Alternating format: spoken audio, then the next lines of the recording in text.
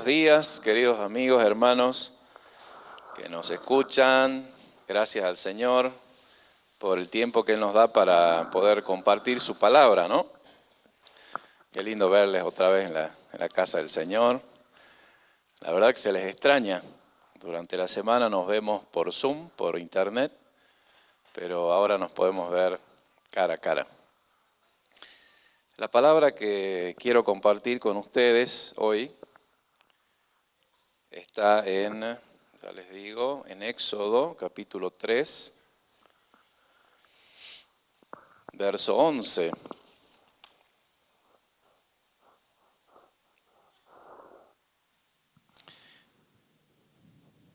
Esta palabra es muy importante para que nosotros nos analicemos quiénes somos cada uno de nosotros. Y este relato habla acerca de la vida de Moisés, que todos conocemos, aquel niñito que fue sacado de las aguas en una cesta para ser salvado, ¿no? Todos conocemos, creo, la historia de Moisés. Y Dios lo había elegido a Moisés por un propósito muy importante, como también le ha elegido a cada uno de ustedes para un propósito importante en la vida. Y dice Éxodo capítulo 3, verso 11. Entonces Moisés respondió a Dios: ¿quién soy yo para que vaya a Faraón y saque de Egipto a los hijos de Israel? En otra versión dice: pero Señor, yo no soy la persona adecuada para esta tarea, exclamó Moisés. Y justamente la palabra que quiero compartirles hoy se llama ¿quién soy yo? Lleva como título, ¿quién soy yo? Es una pregunta que todos nos hacemos en la vida. Quizás apenas entramos en la adolescencia, empezamos a preguntar ¿quién soy yo en realidad? ¿Para qué he venido a este mundo? ¿Cuál será el propósito, si creemos en Dios, cuál será el propósito por el cual Dios me trajo a este mundo? Y fíjense que eso es tan importante, poder hacerse esa pregunta, pero no solamente hacérsela, sino también respondernos esa pregunta. Y a veces nos cuesta un poquito, a lo largo de la vida nos vamos preguntando muchas veces, pero ¿seré yo realmente esta persona que Dios quiere o será que no? ¿Será que Dios me trajo para otra cosa aquí en la tierra, en este mundo? Y es como hacerse un autoanálisis, una introspección, y también poder lograr tener una autodefinición de uno mismo a través de esta autoevaluación que nos hacemos. Y es muy importante hacernos esta pregunta porque quien se conoce a sí mismo puede también conocer a otros y también puede conocer a Dios. El que no se conoce a sí mismo, no sabe quién es muy difícil que pueda conocer a otras personas como son y también difícil poder conocer a Dios. Conocernos a nosotros mismos es reconocer nuestras limitaciones y comprender lo que podemos hacer. A partir de que podemos conocernos, podemos tener una noción de quiénes somos, también podemos hacer cosas porque sabemos para qué Dios nos trajo a este mundo. Y entonces hay una serie de preguntas que quisiera que nos podamos hacer en este día, en esta mañana, que tienen que ver con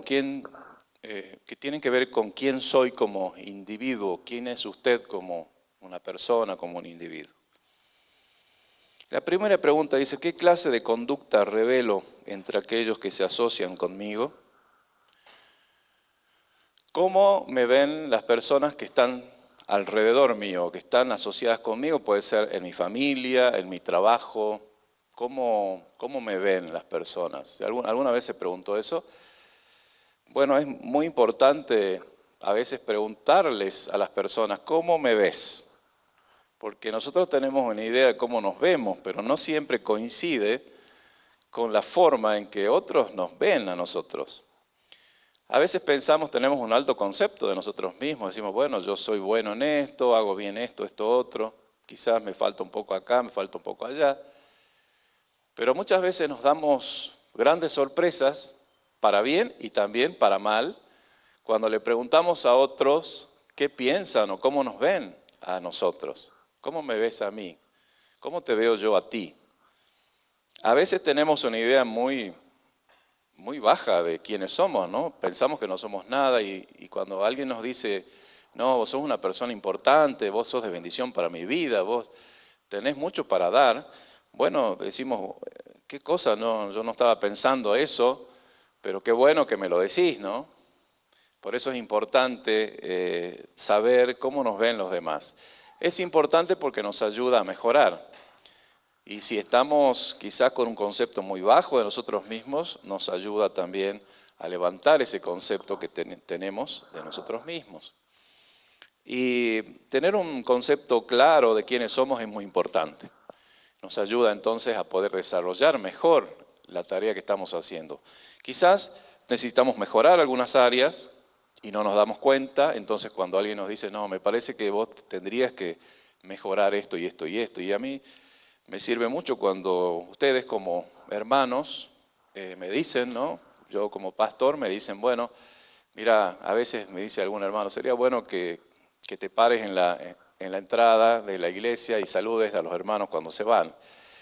Y es algo que a veces uno no se da cuenta, pero uno se pone a conversar con uno con otro y no puede saludar a todos los hermanos y es muy importante eso, poder saludarles.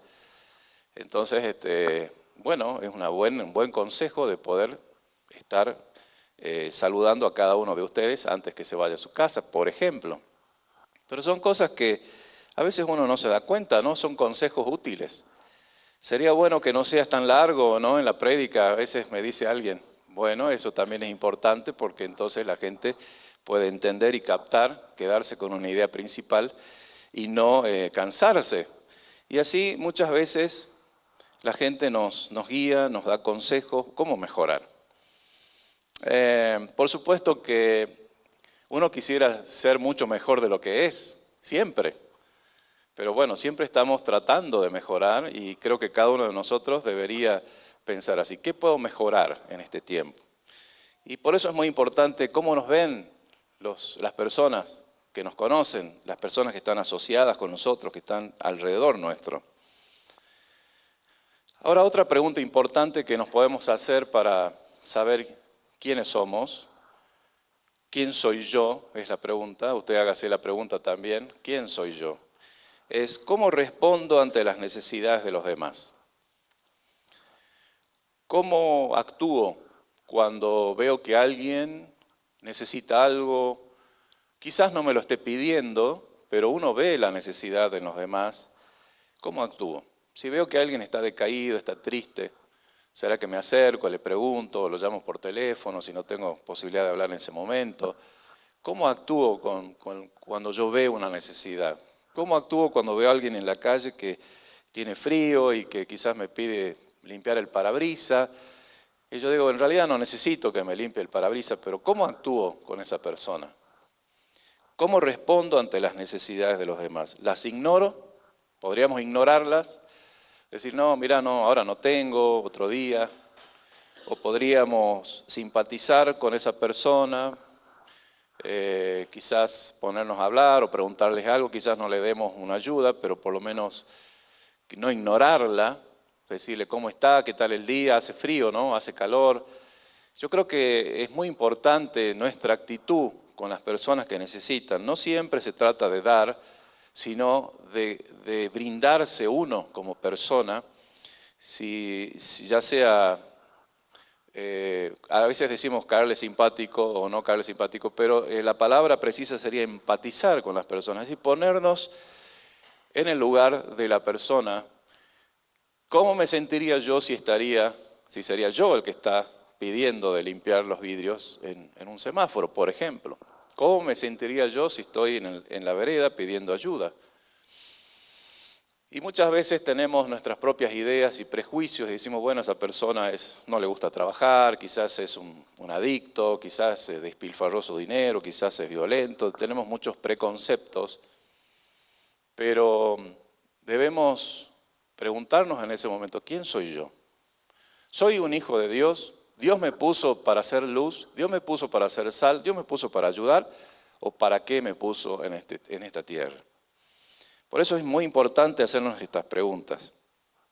En tercer lugar, otra pregunta que podemos hacernos para conocernos a nosotros mismos es, ¿estaré consciente de que yo soy un individuo, que poseo el poder o la habilidad de influenciar cosas buenas o cosas malas en otros o sobre otros? ¿Soy consciente de eso? A mí me parece que no importa lo que yo haga, total, es mi vida, pero soy consciente que puedo ser una influencia en otras personas, puedo ser una influencia buena o puedo ser una influencia, mala.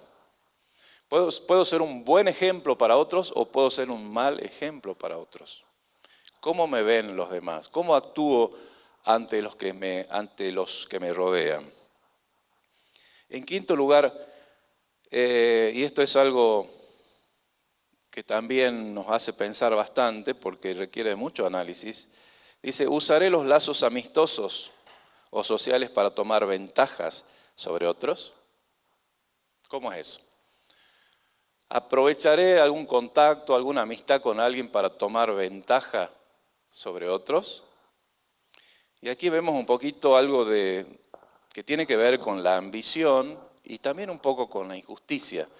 Tratar de tomar ventaja sobre algo aprovechando la situación, aprovechando que tengo un amigo o que tengo llegada a alguien. Y muchas veces, por supuesto, hacemos eso. No lo vamos a negar porque así es la vida, pero también nos podemos hacer la pregunta, ¿es justo lo que estoy haciendo? ¿Por qué yo puedo lograr que alguien me ayude o lograr una buena posición porque tengo amistad? ¿Y qué hay de los otros que no tienen amistad y no tienen contactos? ¿Será que más bien puedo ayudarle a otros con ese contacto, no pensar tanto en mí, ¿no? Usaré los lazos entonces amistosos que tengo o lazos sociales para tomar ventaja sobre otros. Y aquí hay algo que la palabra de Dios nos enseña, Jesucristo nos enseña, está en San Mateo capítulo 20, verso 20 también al 28. Si lo podemos leer aquí en la pantalla sería interesante. Que habla acerca de los discípulos del Señor. Jesús tenía discípulos, tenía 12 discípulos, pero entre ellos habían dos uno se llamaba Santiago y otro Juan, eran hijos de Zebedeo. Dice el verso capítulo 20, repito, de Mateo, verso 20 al 28. Dice, entonces se le acercó la madre de los hijos de Zebedeo con sus hijos, postrándose ante él y pidiéndole algo. Y continúa diciendo, y pidiéndole algo. Y el 21 dice, él le dijo, ¿qué quieres? Y la madre de estos discípulos, ella le dijo, ordena que en tu reino que se sienten estos dos hijos míos, el uno a la derecha y el otro a tu izquierda. Entonces Jesús les dijo, verso 22, no sabéis lo que pedís. ¿Podéis beber del vaso que yo he de beber y ser bautizado con el bautismo que yo soy bautizado? Y ellos le dijeron, podemos. ¿Qué le estaba queriendo decir el Señor Jesús? Que no se trata solamente de ocupar un lugar, no se trataba de ocupar un lugar junto al Señor, sino tenían que estar dispuestos a pasar por ese calvario, ese sufrimiento que el Señor iba a tener que pasar también. No se trata de sentarnos en un lugar privilegiado solamente, sino se trata de poder merecer eso. Y para poder merecer eso, claro, tendrían que pasar por las mismas cosas que pasó el Señor. Pasar el sufrimiento. Es decir, ¿pueden ustedes beber de la misma copa que yo bebo? Está hablando de un cáliz de entrega, de sufrimiento, un cáliz que era muy difícil, ¿no?, de tomarlo, de beberlo. Pasar por todo lo que el Señor pasó. Y ellos dicen, podemos. Jesús les responde en el verso 23, Él les dijo, a la verdad de mi vaso beberéis y con el bautismo con que yo soy bautizado seréis bautizados, pero el sentaros a mi derecha y a mi izquierda no es mío darlo, sino a aquellos a quienes está preparado por mi Padre. En otras palabras, No soy yo el que decido eso, le dice el Señor. ¿Pueden ustedes beber del mismo vaso que yo bebo, pasar por lo mismo que yo tengo que pasar? Él habla en forma simbólica, ser bautizados con el mismo bautismo que yo soy bautizado, pero no está en mí el darles ese privilegio de sentarse en el cielo a mi lado, al lado del trono. Y cuando dice, los demás discípulos en el verso 24 oyeron esto, cuando el resto de los discípulos oyeron esto, se enojaron contra los dos hermanos. ¿Por qué se enojaron? Y porque estaban viendo que ellos querían tomar ventaja, ¿no? Todos tenían derecho a eso. Todos podrían tener derecho a sentarse.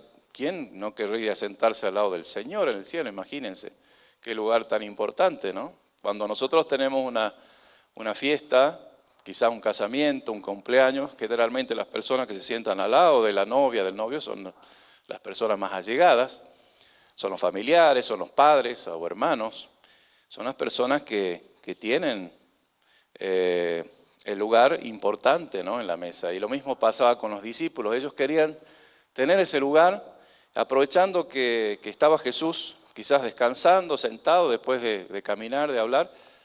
Se acercaron, le dijeron, queremos pedirte un favorcito, Señor. ¿Podríamos sentarnos? ¿Podrías hacer que nosotros nos sentemos a tu lado cuando estés allá en el reinado, cuando estés en tu trono? Dice que los demás se enojaron por eso. Deben haber pensado, ¿quiénes se creen esto para tomar ese lugar? Eso no nos corresponde a todos nosotros o cualquiera de nosotros. Y acá les da una enseñanza el Señor. En el verso 25, entonces Jesús dice, llamándoles, dijo, ¿sabéis que los gobernantes de las naciones se enseñorean de ellas? Son orgullosos, ¿no? Los que son gobernantes tienen un cierto poder sobre las naciones y se enseñorean de ellas y se sienten señores poderosos. Y los que son grandes ejercen sobre ellas potestad. Es decir, ejercen, la potestad es la fuerza del poder, ¿no?, de poder mandar y poder regir esas naciones. Y fíjense lo que dice el verso 26, más entre vosotros no será así, sino que el que quiere hacerse grande entre vosotros será vuestro servidor. Es una enseñanza muy importante que no debemos nunca olvidar, que nosotros al aceptar a Jesús como nuestro Señor, como nuestro Salvador, también aceptamos ser semejantes a Él, ser discípulos de Él, aprender de Él y seguir sus enseñanzas. Dios no solamente quiere darnos la salvación, sino quiere transformar nuestra vida para que seamos como Él, que seamos sus discípulos. Y Él dice, entre vosotros no será así, sino que el que quiera hacerse grande entre vosotros será vuestro servidor. Y continúa diciendo, y el que quiera ser el primero entre vosotros será vuestro siervo. Me gusta eso. Me gusta porque ¿de quién más podríamos escuchar algo tan hermoso, tan grande? Fíjense quién lo dice, ¿no?, a eso. Jesucristo, que es el Señor de señores, Rey de reyes. No hay otro nombre más grande que el nombre de Jesucristo, ni en la tierra, ni en los cielos, ni debajo de la tierra. Y este Jesús dice eso. El que quiere hacerse grande entre vosotros será vuestro servidor, y el que quiera ser primero entre vosotros será vuestro siervo. Y Él no lo dice de la boca para afuera, sino que Él mismo hizo eso. Se hizo así con nosotros. Como el Hijo del Hombre, dice, no vino para ser servido, sino para servir. Y para dar su vida en rescate por muchos. ¿Quién soy yo?, le preguntó Jesús a sus discípulos en una oportunidad. ¿Quién soy yo? ¿Quién dice la gente que soy yo? Y algunos decían, bueno, algunos dicen que tú eres Elías, que has vuelto, otros dicen que es otro profeta, que el mismo Espíritu está encarnado en... Y Pedro, ¿qué le dice? ¿Qué le responde a Jesús? Tú eres el Hijo del Dios viviente, ¿no? El unigénito Hijo de Dios, el Hijo del Dios viviente. Y claro, él dio esa respuesta. Parece que ni él sabía que iba a responder eso, porque dice, bienaventurado Pedro, porque eso no te lo reveló carne ni sangre, sino mi Padre que está en los cielos. Así que el Hijo del Hombre vino no para ser servido, sino para servir y para dar su vida en rescate de muchos. Ahora, ¿podríamos nosotros tomar ese ejemplo? Podríamos decirnos de nosotros, Señor, hazme esa persona que tú quieres que sea. Hazme una persona que haya venido a este mundo para servir y para dar su vida, también en servicio por otros, y para tomar el ejemplo que tú nos diste de siervo. El que quiera ser grande entre vosotros, hágase siervo. El primero será el postrero en los cielos, y el postrero será el primero. Y conocemos la historia de Lázaro, el mendigo, y de ese hombre rico que hacía banquetes. Y no lo voy a decir ahora por falta de tiempo, pero qué importante es conocernos a nosotros mismos. ¿Quién soy yo? ¿Usaré los lazos amistosos para beneficiarme a mí mismo, para tomar ventaja sobre otros, para enseñorearme sobre otros, o seré un siervo? Que el Señor nos ayude a ser siervos, a cada uno de nosotros, y que nuestra vida esté orientada hacia eso. ¿Qué puedo yo ayudar? ¿Qué puedo servir? Y cuando sirvamos, hacerlo con alegría para el Señor. Dice la Escritura, todo lo que hagáis, hacedlo como para el Señor, es decir, de la mejor manera para el Señor, y que debemos hacerlo con gozo para el Señor, sin protestar, sin quejarnos, porque entonces nuestra ofrenda tiene valor, ¿no? Si nosotros hacemos cosas y decimos, uy, qué cosa, tengo que hacer esto, pucha, como decimos, ¿no? Comúnmente, tengo que servir al Señor, tengo que ir a hacer esto, ufa. Bueno, ¿cómo creen que lo recibe el Señor a eso? Pero cuando un hijo dice, Señor, qué bueno que puedo servirte, gracias por este privilegio que me das. Es un privilegio poder servirte, Señor. Estoy gozoso, estoy alegre de poder servirte. No importa cuánto me cueste, pero quiero hacerlo con todo mi corazón para ti. Amén. Que sea esa nuestra actitud. Amén. El Señor les bendiga. Tenemos el tiempo limitado, así que vamos a orar al Señor. Quedan 2 puntos más. Alrededor de 10 preguntas más para conocernos a nosotros mismos, pero siempre digo lo mismo, no quiero prometer algo que después no voy a cumplir. A veces digo, bueno, esto lo vamos a continuar en otro momento, y después viene otra prédica que el Señor me da, y bueno, no sé, no quiero por eso prometerles, pero aprovechemos la oportunidad que tenemos hoy, de esto que hemos escuchado, esto que hemos aprendido, poder tomarlo para nuestra vida. Amén. Y si el Señor nos permite continuar con este mismo tema, lo vamos a hacer.